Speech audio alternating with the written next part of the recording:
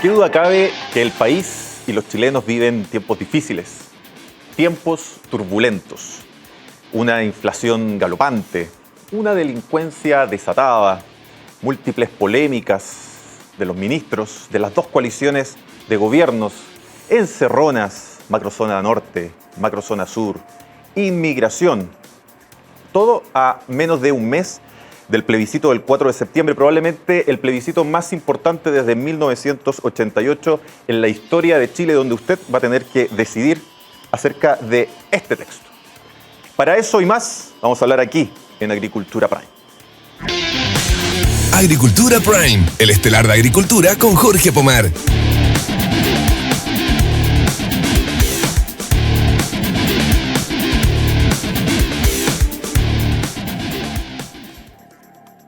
Comenzamos un nuevo Agricultura Prime, por supuesto, en agricultura.cl, también en nuestra señal de YouTube Live, aquí en nuestros estudios en Providencia, 1208, piso 6. Y tenemos 4 invitados para el día de hoy. Voy a partir con dueña de casa, porque también nos acompaña a diario Michelle Lavé, economista, conductora del programa Enfoque Económico. Bienvenida a este nuevo Agricultura Prime. Muchas gracias, muy buenas noches. Voy a seguir dando la vuelta y para eso voy con el ex diputado, con el ex ministro Marcelo Díaz. Muy bienvenido a Agricultura Prime. Muchas gracias, muy buenas noches. Seguimos dando la vuelta, vuelvo con otro que también es de la casa, José Francisco Lagos. Llegó la hora. Bienvenido. Muchas gracias, Jorge, por la invitación. Y por supuesto, Carlos Minami. A mí me carga hablar esto de los ex, pero para hacer un poco el contexto, ¿no es cierto? Ex ministro, ex senador. Directivo del Partido Socialista, también muy bienvenido también a Agricultura. Gracias por la invitación. Oye, decíamos un poco en la editorial que son días complejos, que son días difíciles para el contexto país. Los dichos esta semana del ministro Jackson, conversaba un poquito en off, uno dice, ¿a quién le tocó el corazón? ¿A quién no le tocó el corazón? Por ahí a lo mejor, Marcelo, tú estás ahí en una cosa media mixta por un tema generacional. En su momento también rompiste con el Partido Socialista, entonces yo no sé si te sientes más de la generación concertacionista, si te sientes más de la nueva generación, ¿no es cierto?, de Apruebo Dignidad. Carlos Minami es un emblema, en algún momento decían, el varón del socialismo. Yo creo que a ti por ahí a lo mejor el corazoncito se te encogió un poco al escuchar las declaraciones del ministro Jackson. Mucho. Y voy a decirlo ahí con total franqueza. A mí me parece que un ministro, una ministra puede equivocarse, de repente tienen expresiones que son desafortunadas, por las cuales se dan disculpas, pero lo del ministro Giorgio Jackson es de otra naturaleza. Es un ataque a la ética, un ataque a la moral, un ataque a una generación. Además, una generación de la cual yo me siento muy directamente parte. Me tocó vivir el tiempo de la Unidad Popular. Fui víctima de violaciones a derechos humanos yo directamente, mi padre también, mi padre estuvo 2 años preso. Hay mucha gente de esa generación que ya no está, que dieron su vida, y no quiero dramatizar, quiero objetivamente decir, dieron su vida en esto, en el empeño por recuperar la democracia, por sacar adelante una transición compleja, difícil, que puede ser objeto de críticas políticas. Sin duda, yo también las tengo, pero lo que yo no acepto es una crítica ética, una crítica moral como la que sugirió el ministro Jackson, creo que eso me parece a mí que es extremadamente injusto y no veo de dónde él puede pararse de un lugar Carlos, como para hacer ese tipo de críticas. Que compartiendo contigo lo que tú nos comentas, yo siento que en algún grado también hay una responsabilidad precisamente de tu generación y de tu sector, que abandonaron la defensa precisamente de los cuales yo creo que son los 30 años mejores Chile. Y no es que lo crea yo. Tú revisas las cifras en educación, en salud, en cobertura, en embarazo juvenil, revisas las cifras en crecimiento. O sea, en la cifra que tú pongas, los 30 años de la concertación son los 30, y incluso si quieres sumar el primer gobierno de Sebastián Piñera, son los años más exitosos en la historia de Chile. Déjame decirte lo siguiente, soy parte de eso y también a mucha honra, con sus lados claros y también con sus lados oscuros. Ahora, ¿qué es lo que ocurre? Yo creo que es una crítica política que es justa. A mí me parece que a nosotros nos ha faltado defender con más energía esos 30 años. Ahora, te hablo yo personalmente. Para mí también fue particularmente difícil porque nosotros también tuvimos una lucha al interior de la coalición. Y tuvimos una lucha que fue muy intensa, que desgraciadamente se resolvió mal. Yo en eso me reconozco, soy perdedor. soy de las personas que encabezó todo un movimiento de rectificación a finales de los 90, cuando ya comenzamos a tener indicaciones fuertes de que teníamos un deterioro en la concertación. El gobierno del presidente Elwin había terminado muy arriba, Eduardo Frei Ruiz Tagle había sido electo de manera casi con un 60%, una votación inédita, pero ya teníamos un desgaste, teníamos crisis asiática, teníamos aumento del desempleo, comenzamos a poner en riesgo la elección del presidente Lago, que fue una elección muy, muy difícil. En ese momento abrimos un gran debate que desgraciadamente se resolvió mal, y creo que ahí hay una experiencia importante que sacar, que los debates tienen que enfrentarse y resolverse. El debate que fue botejado, fue caricaturizado entre los autocomplacientes y los autoflagelantes, desgraciadamente fue un debate que se congeló, y creo que eso tuvo una repercusión enorme, porque finalmente ganaron los autocomplacientes, pero no ganaron por sus capacidades intelectuales, sus capacidades políticas, ganaron por la fuerza de los hechos consumados. Marcelo Díaz, yo siento que tú eres como un poco el hijo de al medio. ¿Ah? Están los papás de la concertación y están los papás de Apruebo Dignidad, del Frente Amplio, y ahí como que se debate un poco. Carlos Minami dice, a mí no solamente se me encogió el corazón, yo me molesté. Sí. ¿Qué te pareció a ti esa declaración? Mira, primero fue un error, el propio ministro Jackson así lo ha reconocido, pido disculpas por ello.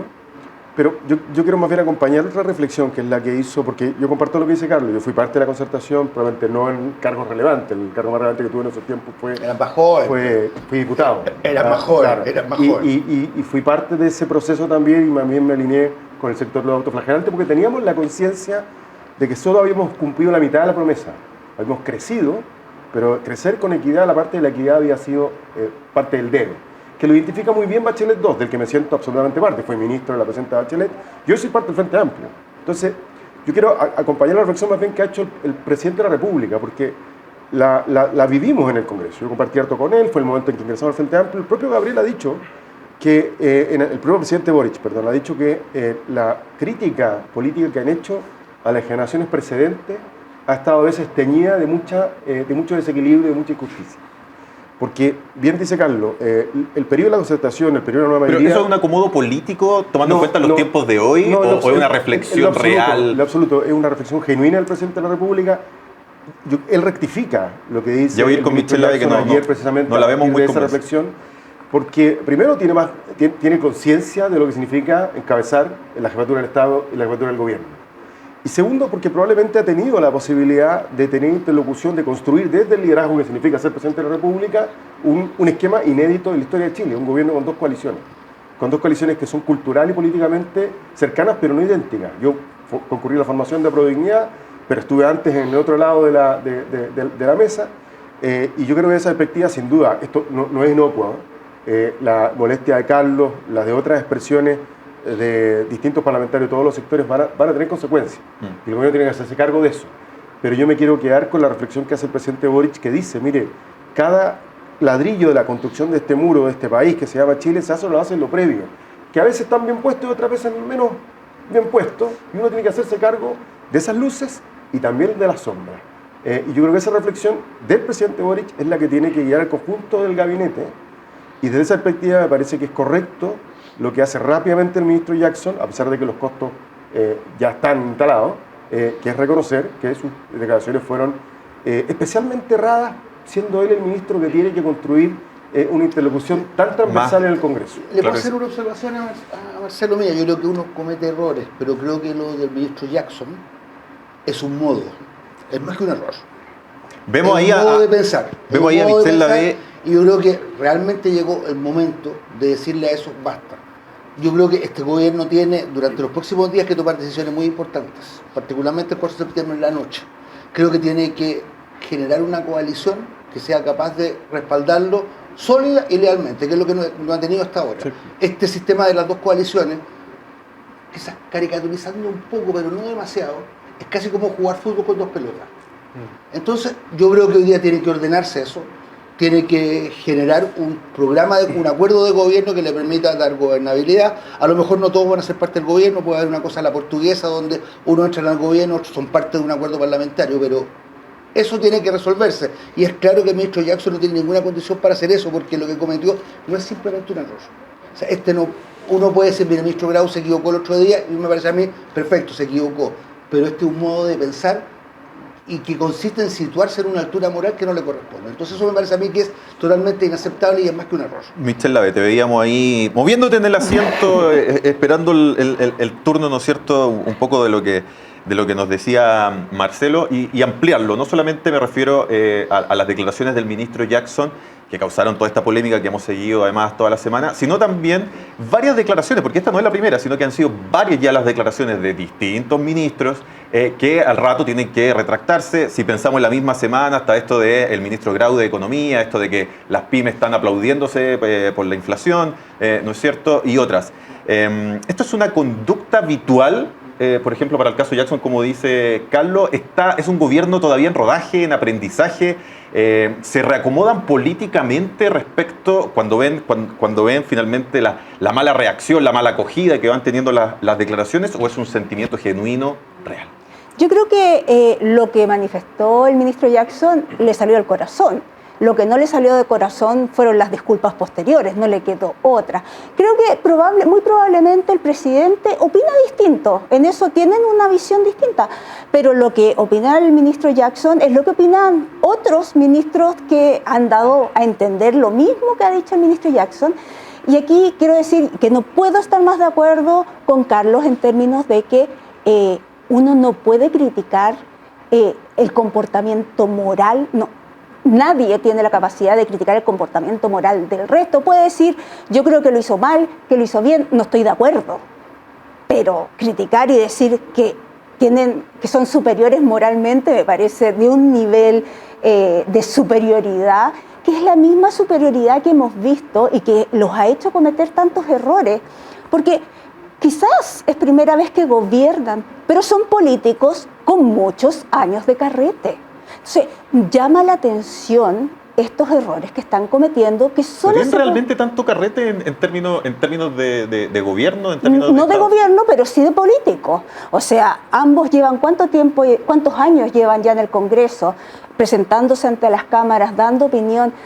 Llama la atención y tiene que ver con esta superioridad moral, porque si tú te pones en el lugar de alguien que de verdad se siente superior moralmente, denostas al resto porque eres superior. O sea, me da envidia sana, porque debe ser muy agradable sentirse superior moralmente al resto. Pero la verdad es que eso los hace cometer errores. El mismo error que cometió Grau cuando habla de las pymes, habla, ¿no es cierto?, de que las pymes pueden ganar con la inflación, lo cual demuestra que no ha estado en una pyme, porque cuando hay inflación en una situación como la actual, no existe la ganancia con la inflación, pero cuando pide disculpas dice, mis palabras se entenderán después. No fue esas exactas las palabras, pero eso es lo que da a entender. O sea, ustedes, seres humanos inferiores, en algún momento me podrán comprender. Hubo unas declaraciones también de los chilenos no compran en dólares, entonces, bueno, no se preocupen. De hecho, creo que hay un par de diputados que pidieron por oficio los títulos del doctorado del ministro Grau.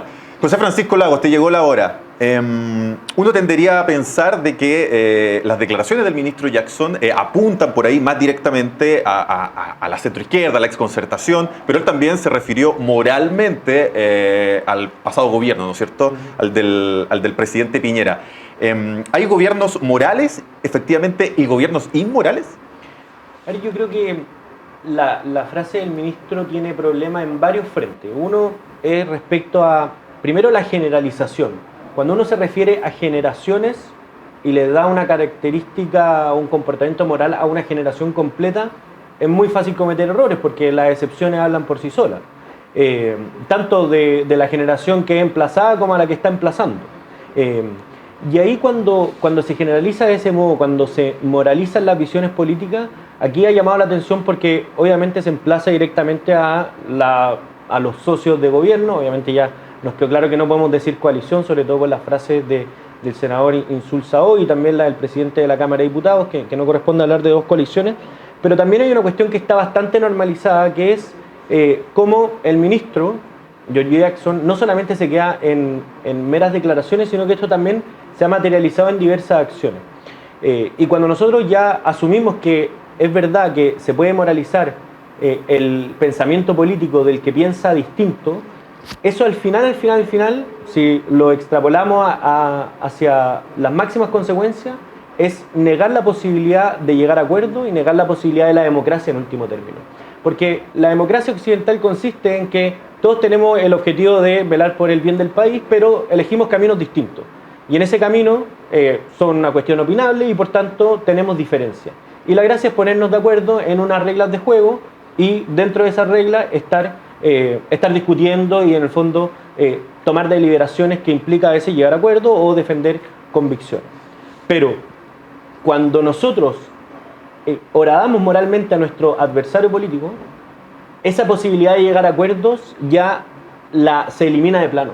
Porque yo llego a acuerdo con alguien que me va a servir para llegar al mismo objetivo, pero alguien que moralmente está incapacitado para tener y compartir esa visión, no hay posibilidad alguna de llegar a acuerdo. Porque si yo llego a acuerdo con alguien inmoral, probablemente me transforma a mí también en inmoral. Y por tanto, esa preconcepción tan ideologizada al final, que es nosotros somos los buenos, los otros son los malos, termina negando no solamente el punto en concreto del cual pensamos distinto, sino que la posibilidad de conversar. Y este tema de la moralización, del identitarismo, ha calado muy profundo tanto en las nuevas generaciones políticas como también en los temas que hablamos. Donde si tú piensas distinto en algo contingente o práctico, tú no solamente te opones, pensamos distinto en ese punto, sino que tú estás en contra de eso. Por ejemplo, estoy inventando, pero en tema de feminismo, si tú no defiendes las cuotas tal como está propuesto, tú no es que piensas distinto en cómo hay que garantizar la igualdad entre un hombre y una mujer, tú estás en contra de las mujeres. Y eso niega la posibilidad de que podamos llegar a acuerdos. Marcelo Díaz, tú fuiste opositor al gobierno pasado de Sebastián Piñera, ¿no es cierto? Y yo creo que eso, podemos estar de acuerdo, fue una oposición sumamente crítica de todo el actuar del gobierno. ¿Tú crees, incluso con duros calificativos hacia el presidente, ¿tú crees que el gobierno de Sebastián Piñera, por ejemplo, fue un gobierno inmoral? No, yo creo que los gobiernos no pueden ser calificados de ese tipo, a diferencia de la dictadura.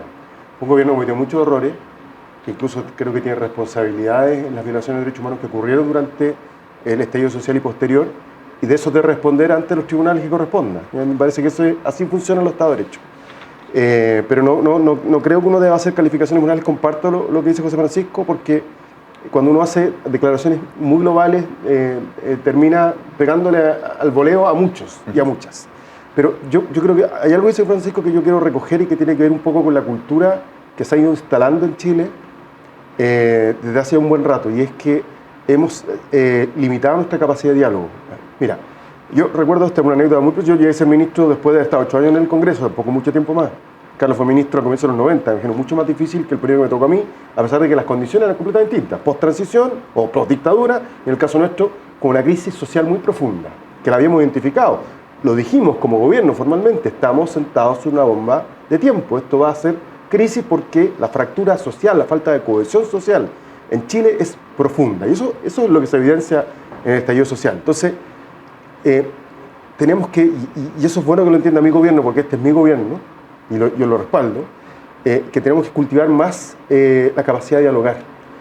Y eso requiere tener incluso la posibilidad, la disposición y el ánimo de sentarnos con quienes, respecto de quienes no tenemos ni buena opinión ni un buen juicio, porque están sentados ahí. Mira, yo no era ministro secretario general de la presidencia, sino de vocero de gobierno, pero teníamos un parlamento tan indócil, tan complejo en el periodo de Bachelet II, que la presidenta nos encargó a todos los ministros del comité político de estar permanentemente en el Congreso. Y se pegaba construir y cultivar mucho diálogo, mucha conversación, pero también con el sector privado, también con los actores sociales. Eso hoy día es fundamental. Y yo creo que ese aprendizaje probablemente el gobierno lo está internalizando a partir de la reflexión del presidente. Porque yo insisto, yo creo que si hay alguien que tiene comprensión de esa necesidad de hablar, de articular, en un tiempo muy complejo, es el presidente de la República. Y lo que los ministros, lo digo en mi experiencia, solo para ir entendiendo, entonces el presidente tiene la película más clara que el resto de los ministros. No, yo creo que el presidente tiene la película clarísima y él es el que le baja la línea a los ministros y por eso me parece bien cuando el presidente dice, mire, este es un gobierno que por lo menos cuando se equivoca lo reconoce. Y eso es verdad, los gobiernos son poco dados a reconocer errores. Son poco dados a reconocer errores. Yo creo que es una virtud del presidente. Comprendo el juicio más profundo que hace Carlos, yo lo entiendo. Pero quiero ir más allá, quiero decir que las brechas entre unos y otros fueron tan profundas, voy a decirlo de esta manera, el Frente Amplio surge como una alternativa frente a la concertación. Así es. Frente a los renuncios de la concertación. Renuncios que efectivamente Carlos y yo y otros más sosteníamos que habían en la concertación. Que el foco estaba puesto, que lo vivimos en todas sus expresiones en el gobierno de la nueva mayoría. Lo vimos en el propio gabinete, la diferencia que teníamos en el seno del comité político entre los que queríamos hacer... Incluso, si me permite, no. y a propósito que está Carlos aquí, yo siento que hubo desde ese mundo una alerta previa, que la da Marco Enrique Minami en su primera elección, Sí, donde él dice la concertación ya no va, ya no va más. Entonces, bueno, pero eso no invalida el que tu expresión política surja como alternativa a una fuerza que está en el poder, o que está ejerciendo el poder, que de una misma sensibilidad centro-izquierda, no invalida a que tú construyas diálogos, que seas capaz de articular, que seas capaz de convencer y de trabajar en conjunto. Si no, no tendríamos este gobierno. Mira, si la decisión de este gobierno, de un gobierno de dos coaliciones, no se hace por un mero cálculo aritmético, porque incluso aritméticamente no da. Incluso aritméticamente no da, porque las fuerzas que hoy día están sentadas en el gabinete no suman mayoría en la Cámara de Diputados, el Senado ni hablar porque es 50-50. Entonces, no es una decisión aritmética, meramente aritmética, es política. Es ampliar la base de sustentación del gobierno más allá de los límites de la probabilidad. ¿Es complejo? Es complejo. ¿Fue una decisión del presidente? Fue una decisión del presidente. Los partidos, los movimientos, ¿nos allanamos eso? Sí. Bueno, entonces... De hecho, yo no sé si hay experiencia histórica en Chile de que dos coaliciones sostengan un gobierno. Ninguna. Es el modelo, en realidad es la réplica del modelo portugués. Sin acuerdo parlamentario con los que ni siquiera, no, porque hay una sola, es un entendimiento de gobernabilidad, hay una coalición amplia, es una sola coalición que funciona en el Parlamento, y dentro de eso hay un partido de gobierno, el Partido Socialista que gobierna. Exactamente. Pero una coalición. Porque el régimen lo permite, Sí. quiero decir es cierto que el régimen parlamentario. Bien breve, me tengo que ir a comerciales, Carlos, pero quería preguntarte a propósito de lo que marcaba Marcelo. Hacer entender dos coaliciones de gobierno es sumamente difícil, complejo, son dos almas distintas, son generaciones distintas, entienden la cultura política de manera distinta. Guardando cierta proporción, al inicio de la concertación hubo que hacer convivir también a dos almas muy distintas, que era la centroizquierda de la democracia cristiana con, por ejemplo, el Partido Socialista, que fueron los dos grandes partidos que sustentaron la concertación 30 años. Y teníamos un ala derecha, con gente además con estamos hablando de el senador Jaramillo. Estamos hablando de la democracia cristiana que estuvo a favor del golpe en un primer momento. Entonces, eso también, esa convivencia también tiene que haber sido muy dura. Efectivamente, ahora, y nos demoramos mucho tiempo en crear las condiciones para poder producir este reencuentro entre sectores que nos habíamos opuesto, pero muy brutalmente. Creo que los 17 años de dictadura, esos 17 largos años de dictadura, tienen que ver también con nuestras dificultades para generar una fuerza que pudiera crear el recambio con anticipación. Eso se produjo más bien en los años 80, los 70 fueron años todavía de grandes divisiones, y afortunadamente fuimos capaces de entendernos y darle durante 20 años gobierno a este país. Eso no se había hecho nunca en la historia de Chile, con insuficiencias, con limitaciones que muchos también las identificamos y tratamos de resolver, y que desgraciadamente no fuimos capaces de tener la fuerza para rectificar. Entonces, retomo algo que tú me dijiste al principio, no han sido capaces de defender lo que hicieron, ¿cierto? Ahora, los que consideraban que todo estaba bien eran ellos los principales responsables de tener que salir a defender una herencia que algunos considerábamos que era una herencia que tenía muchos claros, pero que también tenía algunos puntos oscuros. Michel Lavé, en medio de toda esta polémica, claro, la oposición, un sector político, tal vez Chile Vamos, ¿no es cierto?, directamente, mira con atención el devenir del gobierno que semana a semana comete algún error no forzado, porque no es que Chile Vamos sea una oposición perfecta ni maravillosa, sino que pareciera que los autogoles son gratuitos. Pero da la impresión también de que en algún momento el gobierno debiese dejar de rectificar, dejar de pedir disculpas y finalmente avanzar. El 4 de septiembre, y con esto nos vamos a comerciales para dejar introducido el tema, el 4 de septiembre es el momento donde se acaba este primer tiempo del gobierno y dado el resultado, ya sea apruebo o rechazo el vencedor, debiésemos ver la verdadera cara de este gobierno, las reformas estructurales que se prometieron, por los cuales mucha gente confió y llegaron a la moneda. Yo creo que efectivamente el gobierno ha estado en un compás de espera, por lo menos es lo que uno ve desde afuera.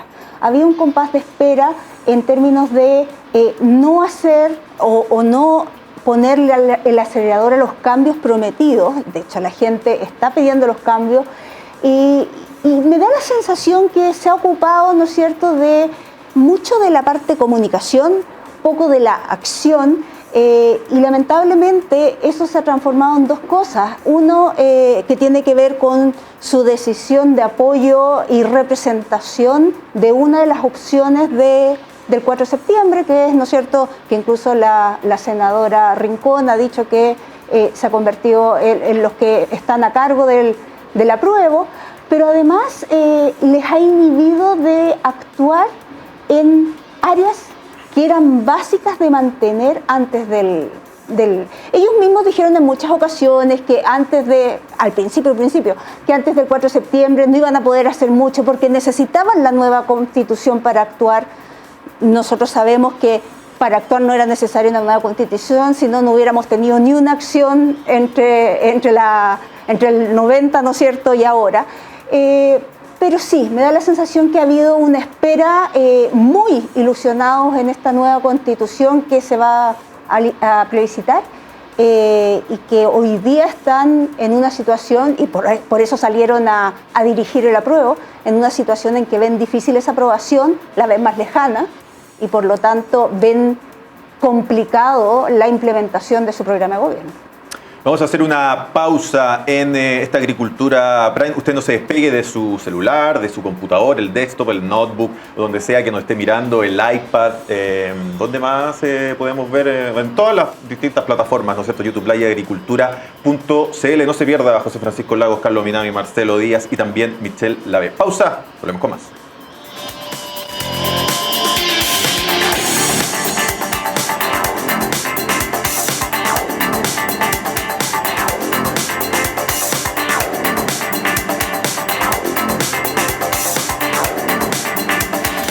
Ya estamos de vuelta con más Agricultura Prime, por supuesto, en Agricultura TV, en YouTube Live, también en agricultura.cl. Estamos conversando con Carlos Minami, con Michelle Lave, con Marcelo Díaz, con José Francisco Lagos. Dejamos introducir un poco el tema, el plebiscito que vamos a tener en poquito más de un mes, ¿no es cierto?, el día 4 de septiembre, que coincidentemente es el día que asumió Salvador Allende en 1970, una fecha bien emblemática. Yo tengo dudas respecto al día 4, si la gente va a entender que este es un plebiscito que tiene que ver con el gobierno actual, porque lo que hemos entendido es que está íntimamente ligado la suerte del gobierno al plebiscito. Entonces la gente va a votar si le está gustando o no le está gustando el gobierno. La gente va a votar efectivamente por el texto. ¿Qué porcentaje de las personas se lograron interiorizar realmente? No sé si llegar a leer, ¿no es cierto?, el cuadernito de la nueva Constitución, pero a lo menos, no sé, las partes más relevantes o algún extracto, etcétera. ¿Se va a tratar de la figura puntual del presidente Boric? ¿Se va a tratar de que la Constitución del 80 tiene una ilegitimidad para muchas personas de origen al ser hecha en dictadura? ¿O se va a tratar de las formas? Y en eso probablemente estamos todos de acuerdo en que las formas, en cómo llegamos al fondo, a este texto, no fueron las mejores, ¿no es cierto? Desde la violencia durante esos días de octubre, pero también todo el devenir de los constituyentes, los pelados Bade, las duchas, la tía Pikachu, presidenta, esto es un circo, y todo eso que vimos, ¿no es cierto?, durante un año, y que probablemente, independiente de la opinión que pueda tener cada uno del texto, terminó ensuciándolo. ¿Cómo lo ves tú, Marcelo Díaz? A ver, yo creo que la gente vota en función de distintas variables, ¿no? Hay una performativa, que es el desempeño de la propia convención, otros que seguramente tienen el foco más puesto en el texto y en algunas partes del texto, por ejemplo, el tema de la justicia, el tema de los pueblos originarios, o el capítulo de derechos sociales, que no habíamos tenido nunca con en el desarrollo de un texto constitucional, y otros que van a evaluar también al gobierno o el liderazgo del presidente. Yo soy partidario del apruebo, no, sin ninguna duda. Y no sin letra chica, además, porque también está el apruebo para mejorar, para reformar, con letra chica. Para implementar. Aprobemos y luego veamos. Ok. Entonces, lo de la reforma del presidente Boric... No, estoy con lo que dijo el presidente. Mire, si Voy a poner un ejemplo. Yo soy profundamente, de hecho escribimos con Carlos una columna segunda hace 2007, se llamaba Fin a la monarquía presidencial y abogamos por un régimen parlamentario. Yo soy parlamentarista. No creo en el sistema presidencial latinoamericano que además no ha funcionado en ningún país desarrollado, en ningún país del mundo, que no tiene nada que ver con el Estados Unidos. Y no me gusta el sistema político que se acordó, pero no por eso de rechazar el texto constitucional. Veremos qué pasa. Creo que hay cuestiones perfectibles, el sistema de justicia, sí, se pueden perfeccionar algunas cosas, pero creo que aprobar es un camino que permite tener una constitución plenamente democrática y hacer los cambios que se estimen pertinentes una vez que las instituciones se pongan en rodaje. Creo que además el debate ha estado lleno de falsas noticias, de inventos, ¿no? El día estuvo un debate televisivo y decía, no, es que se pudo haber dicho en la Constitución que los fondos de pensión no son expropiables. No son expropiables. Es que la vivienda no se van a... Muchas mentiras también en el debate que también influyen en el electorado.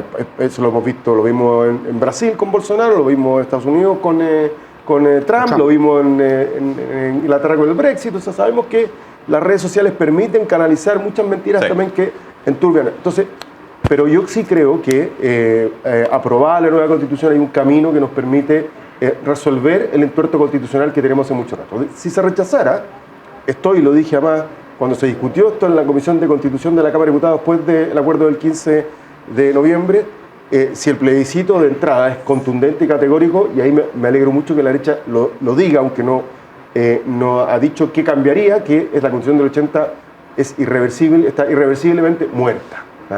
Pero espero que se apruebe y por tanto no tengamos que buscar una solución que nos lleve a otro proceso constituyente. Y creo que todavía es muy volátil. Es cierto día que la mayoría de las encuestas dan una ventaja significativa al rechazo. Eso es un dato de la realidad. Pero también los pronósticos electorales en el último tiempo han sido poco certeros y el escenario puede cambiar mucho, entre otras cosas por lo que tú dices. Porque las decisiones que impulsan a la gente a votar por una determinada opción pueden cambiar mucho. Y porque hay una variable inédita en la historia de Chile también en este caso. Es que la primera vez que hay inscripción automática y voto obligatorio. Por tanto, es muy difícil hacer pronósticos electorales con un porcentaje de gente que no sabemos cómo, no va a votar, ¿no es cierto? Y que va a votar y que no sabemos cómo va a votar. José Francisco Lagos, ¿de qué se va a tratar este plebiscito entonces, retomando la pregunta? Y según las cifras que vemos en las encuestas, hasta ahora, ¿de qué se trata, crees tú? A ver, este plebiscito significa o va a representar muchas cosas y pocas a la vez. Suena un poco contradictorio, pero dentro del plebiscito se juega lo que mencionamos antes, la aprobación del gobierno, lo que dice el texto, lo que no dice el texto, cómo se dio la discusión del texto, cuál es el ambiente, si hay noticias falsas dando vuelta, la calidad de los voceros. Es decir, en los plebiscitos y en la elección está todo eso en la juguera. El problema de los plebiscitos es que son binarios. Es apruebo o rechazo. Y por eso es tan importante la discusión que se dé en torno a esa cualidad de binario, porque hoy día lo que hemos visto es que ya hay acuerdo más o menos en la clase política, es que sí o sí hay que reformar lo que salga. Si gana el rechazo, rechazo para reformar, y si gana la apruebo, mayoritariamente apruebo para reformar. Y por eso es tan relevante lo que haga el gobierno para intentar darle viabilidad al apruebo, que es básicamente comprometer ciertas modificaciones que hoy día sí están siendo sensibles para la ciudadanía, para que estén más inclinadas por el rechazo. Por eso, y lo mezclo con el tema anterior, es tan grave lo que hizo el ministro Giorgio Jackson, porque habían dado en sedes express, es decir, que a través de las express se canalizaran todas esas reformas posibles para darle viabilidad al apruebo de la propuesta constitucional. Entonces, esto se enreda mucho porque todo es relevante, pero a la vez lo que dice el plebiscito, lo que va a decir el voto y lo que se va a encontrar las personas no es ni con la evaluación del gobierno ni con lo que no dijo el texto constitucional, sino que simplemente este texto lo aprueba y lo rechaza. Y ahí está la dificultad política de dar garantías de que eso no simplemente va a significar blanco y negro, sino que hay un amplio matiz de grises que se puede abarcar.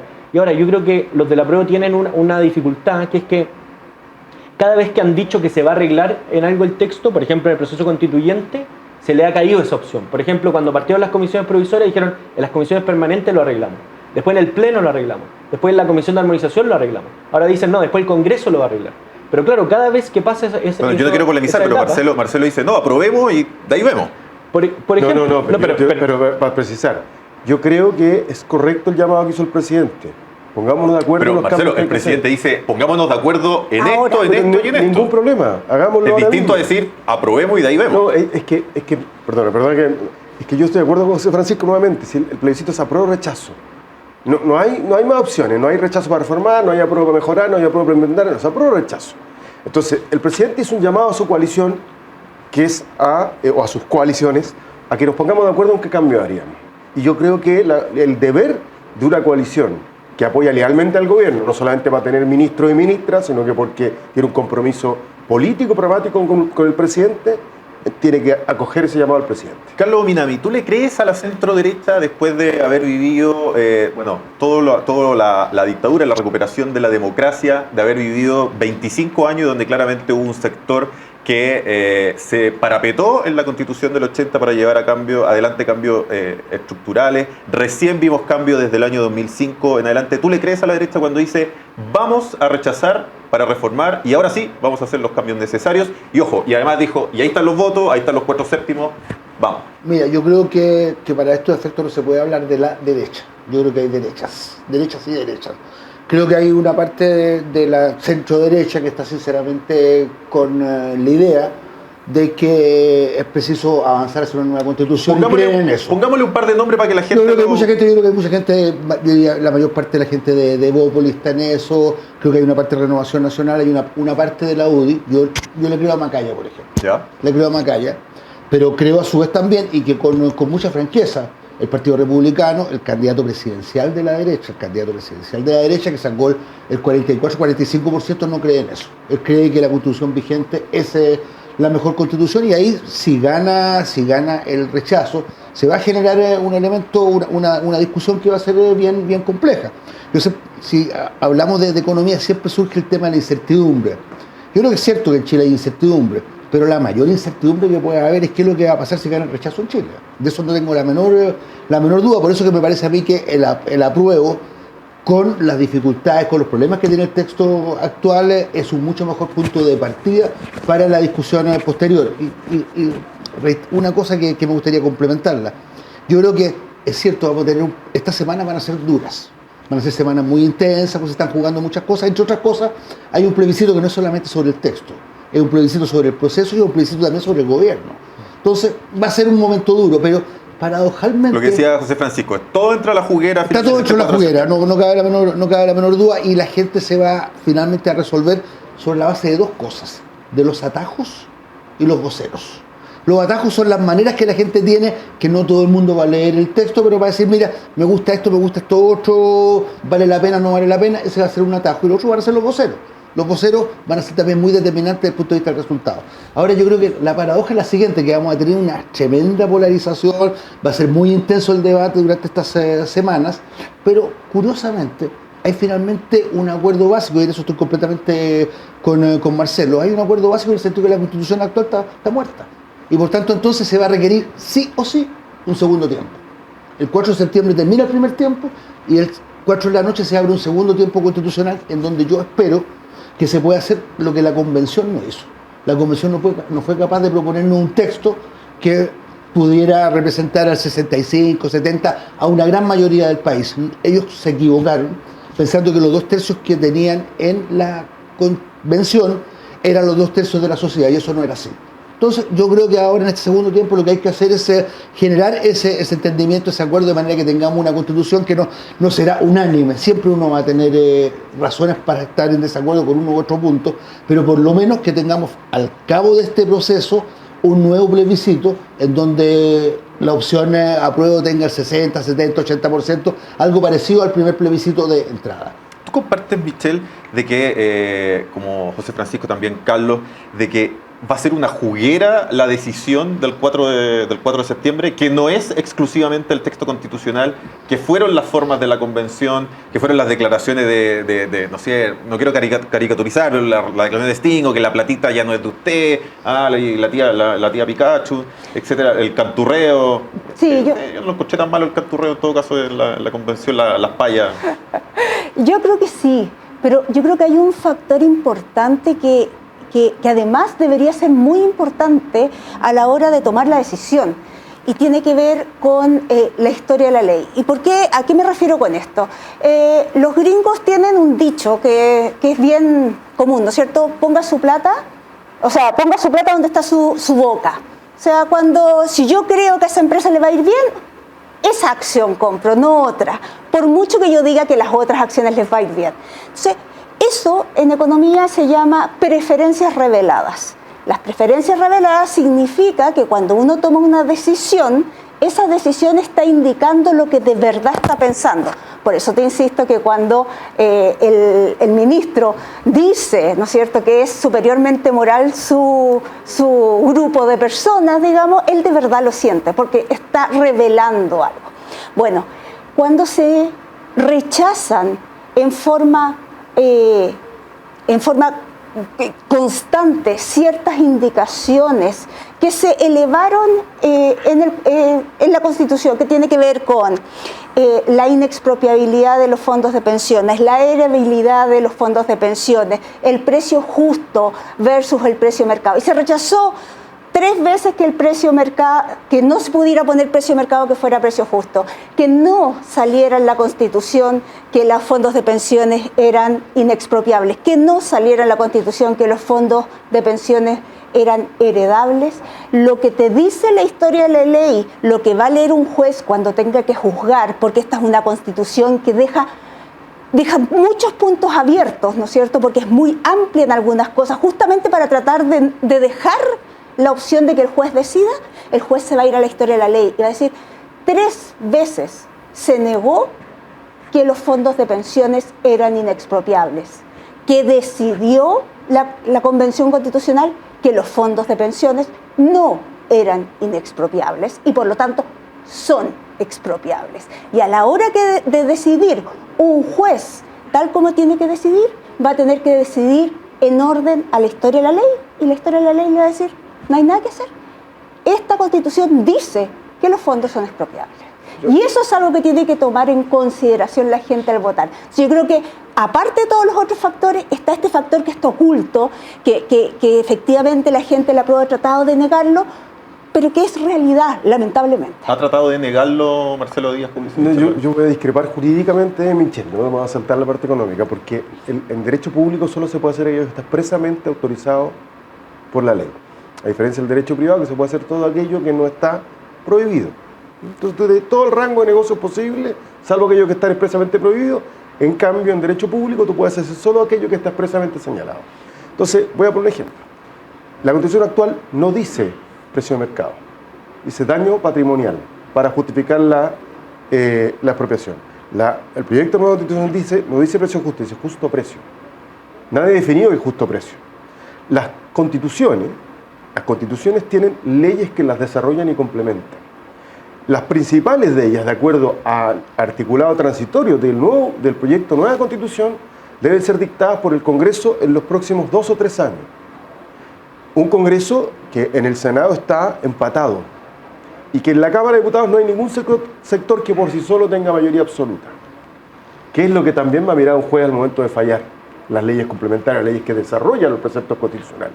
¿Qué es lo que hizo la dictadura? La dictadura hizo su Constitución del 80 y luego voy a citar a Jorge Correa Sutil, que hoy día está del lado del rechazo, que me sorprende, que dijo una vez en un debate, ex miembro del Tribunal Constitucional, entre otros cargos, pero lo citó en esa condición, que esta Constitución, la del 80, la de Pinochet, o la del 2005, como quieran, es la Constitución más extensa del mundo, porque desarrolló leyes orgánicas protegidas por estos quórums supramayoritarios que le hicieron pétrea prácticamente a niveles no conocidos en la historia constitucional del mundo.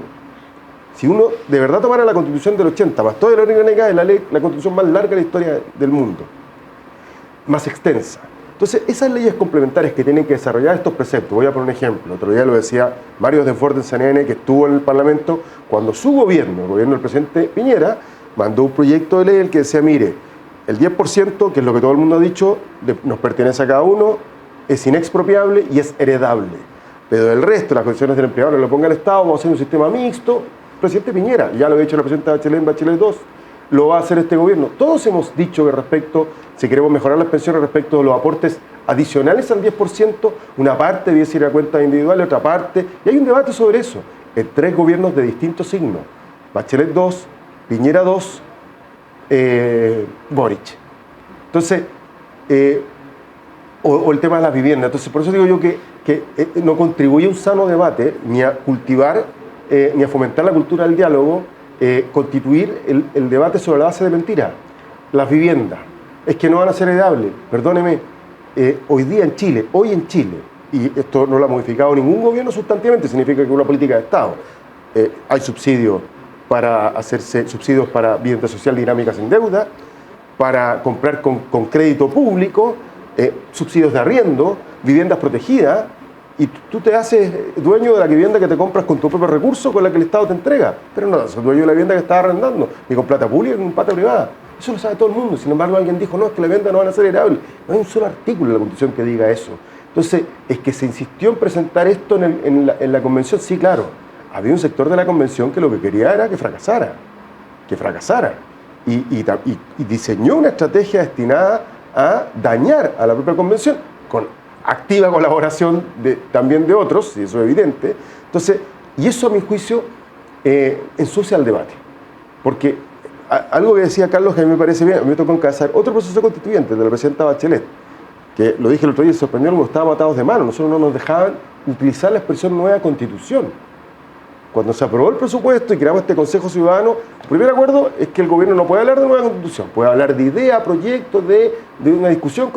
Bueno, si de verdad queremos resolver el nuevo constitucional, tenemos que hacerlo no desde la caricatura, ni desde la falsificación ideológica de la discusión constitucional, ni la que hubo, ni la que tiene que haber de aquí al 4 de septiembre y después. Vamos a ir al último segmento del programa, tema libre, si alguien además quiere seguir comentando lo de Marcelo Díaz. Un minuto disponible, llegó la hora, José Francisco López. Sí, a propósito ya que estamos en sede jurídica, que claro, es verdad la regla de oro del derecho público, que solamente se puede hacer lo que está expresamente permitido, en cambio en derecho privado lo que no está prohibido, pero la Constitución tiene este carácter bastante especial, ¿verdad? Que no solamente está de acuerdo a cómo se va a institucionalizar el Estado, sino que también se mete en muchas otras materias como los derechos de las personas, como la garantía, como una parte dogmática de los principios, es decir, es mucho más extensa que solamente el derecho público, y en ese sentido sí es relevante las cosas que no se dijeron, porque aquí también hay que sincerar el debate en el sentido de que cuando se discutieron todas estas materias de heredabilidad de los fondos, cuando se discutió lo de garantizar el derecho a la vivienda pero con propiedad, había un sentido ideológico de las personas que lo rechazaron. Hoy día lo están negando porque ven que es impopular, pero el sentido de la discusión... Pero, por ejemplo, ¿no está en la Constitución actual? ¿Qué cosa? El derecho no dice la propiedad de la vivienda. No, porque la propiedad ya está garantizada. Si el problema de esta Constitución, del proyecto de nueva Constitución, es que como la calidad del derecho de propiedad está ahora dado, obviamente hay que ponerle garantía a todo el resto de cosas que se garantiza, si no es una mera declaración de buenas intenciones o un derecho o una garantía de papel. Cuando se te garantiza el derecho a la vivienda, pero no se te garantiza propiedad, simplemente te garantizaron acceso a la vivienda. Pero tampoco se sabe si va a ser exigible, tampoco se va a hacer si yo tengo un recurso judicial frente al Estado para exigirlo, es decir, es una declaración de buena intención. Entonces, para que no se transforme en eso, tiene que decir que tiene el carácter de propio. No es que obviamente significa que las casas actuales, y eso sí, hay gente que ha caído en esas caricaturas, y yo estoy de acuerdo en que no debiera ser el tema del debate, sí dice, mira, las casas de ahora están en peligro. No es verdad, pero la garantía de derecho a la vivienda tiene ese asterisco importante que es simplemente la posibilidad de mera tenencia de las viviendas, que es la misma calidad de un arrendatario. Y eso está bien, hay que expresarlo. Quizás puede ser un avance, yo considero que no es un avance, porque eso ya está materializado en las políticas públicas, y para que eso no se transforme en un derecho de papel, sí tenía que haberse garantizado. Y decidieron no hacerlo. Y es bueno, sería bueno que defendieran por qué decidieron no hacerlo, y no simplemente porque es una redundancia, porque claramente no lo era. Carlos Ominami, un minuto. Mira, a ver, yo creo lo siguiente, insistir en que lo que termina el 4 de septiembre es el primer tiempo constitucional y que viene un segundo tiempo y quizás un tercero. Espero que sea un segundo tiempo más corto que el primero, porque este país tampoco puede estar permanentemente discutiendo sobre cuál va a ser su sistema de reglas. Ahora, creo que para ese segundo tiempo el texto propuesto con la Convención, más allá de la insuficiencia y los problemas que tiene, es un mejor punto de partida. ¿Por qué razón? Porque establece un conjunto de principios, un conjunto de valores que de otras formas difícilmente van a poder establecerse. A mí me parece muy importante que se establezca un gran catálogo de derechos sociales, que haya paridad, cosa que incluso curiosamente en el acuerdo de la centro derecha, los 10 puntos, no está la paridad, y no está la paridad no porque se le olvidó, sino porque no están de acuerdo. la paridad entre hombres y mujeres, un esfuerzo grande de regionalización, el reconocimiento de los pueblos originarios, un énfasis fuerte en la sustentabilidad. Yo creo que difícilmente esos temas pueden estar a partir de una discusión en donde la Constitución vigente sea el punto de partida. Y esto no por mala fe, porque simplemente no creen. Yo creo que hay una cantidad importante de gente en la derecha que cree que el mercado es un mejor asignador de recursos y que por tanto entonces todo lo que tenga que ver con un Estado que garantice derechos es finalmente una especie de intromisión indebida en el buen funcionamiento del mercado. Por eso que yo tengo serias dudas de que si gana el rechazo se pueda avanzar en esas definiciones que me parecen a mí sustanciales y que son finalmente las que están respondiendo a las reivindicaciones que planteó el estallido. Michelle, la de un minuto para usted. Sí, creo que la opinión de Carlos, en el fondo lo que dice es, nosotros vamos a cambiar esta Constitución que se redactó. Y lo que hemos visto todos es que se le pusieron muchos candados. Esos candados son muy difíciles de sacar y el Partido Comunista acaba de hacer una declaración que dice, esos puntos no se van a cambiar. Entonces, cuando uno ve que el Frente Amplio y el Partido Comunista, que es el partido gobernante, ¿no es cierto?, no quiere hacer esos cambios, es bien difícil que en el periodo que tenemos siguiente, donde gobierna, ¿no es cierto?, el Frente Amplio a través del partido del presidente, pueda hacer esos cambios. Yo estoy de acuerdo que hay que hacerle muchos cambios a la Constitución actual, pero sí hay algo clarísimo. Esta Constitución que se redactó no cree en el crecimiento económico. Y el crecimiento económico, no hay nadie de ninguna parte que no diga que es el único que saca a los ciudadanos de la pobreza. No queremos más chilenos en pobreza. Y como yo no quiero más chilenos en pobreza, hay que decir fuerte y claro, a esta Constitución, no.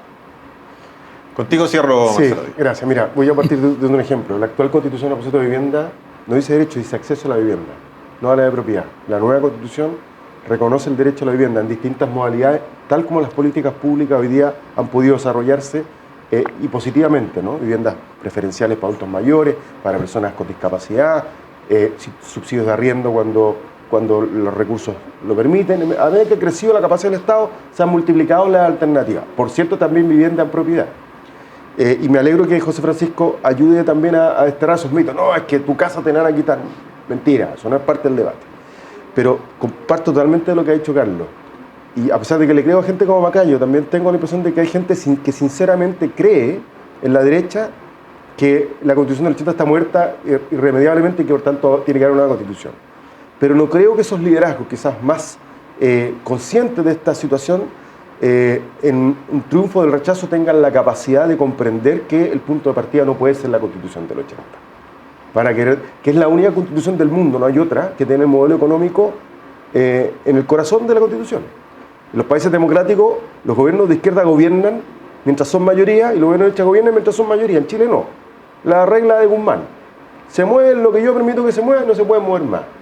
Yo creo que ese seguro que la derecha usó de manera inmisericordia durante 30 años para impedir los cambios, es muy difícil que si gana el rechazo estén dispuestos a entregarlo. No, es que vamos a bajar 4 séptimos.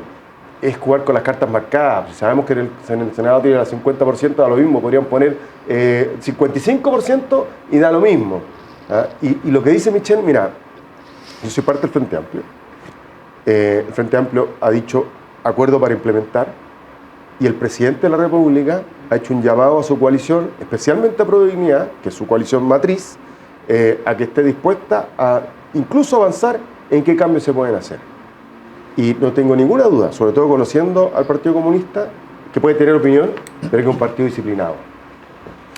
Nosotros vamos a dilucidar todo esto, queda cada vez menos. El día 4 de septiembre, de hecho, debiésemos tener como después un flashback, después del día 5, a ver quién estuvo más cerca. Por lo pronto, el próximo jueves a las 21 horas volvemos con más Agricultura Prime, por supuesto, a través de agricultura.cl y Agricultura TV.